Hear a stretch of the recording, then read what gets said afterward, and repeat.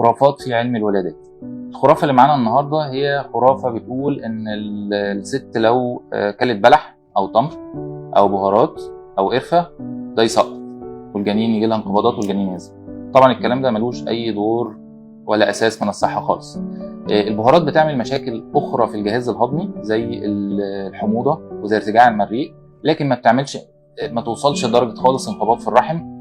الأدوية في أدوية معينة هي اللي بتعمل انقباض في الرحم، لكن الأكل الطبيعي بتاعنا بكمياته المعقولة المتوسطة ما بيعملش أي انقباض في الرحم. يعني لو هتاكلي 3 أو 4 تمرات أو 5 تمرات دول عمرهم ما يعملوا طبعا انقباض في الرحم. القرفة ما تعملش انقباض في الرحم بالدرجة الكبيرة، لكن مش مطلوب إن أي حاجة مفيدة، ده واقعيا يعني إن أي حاجة مفيدة ممكن ناخد منها لكن ما نزودش منها. يعني العسل الأبيض مفيد، لكن لو كان عسل أبيض كتير هيجي لنا سكر، فما نقولش إن العسل الأبيض مفيد أفتح فيه، لا. الحاجات المفيدة ما نفتحش فيها قوي، وفي نفس الوقت الحاجات الطبيعية ناخد منها بقدر المستطاع أو القدر المعقول.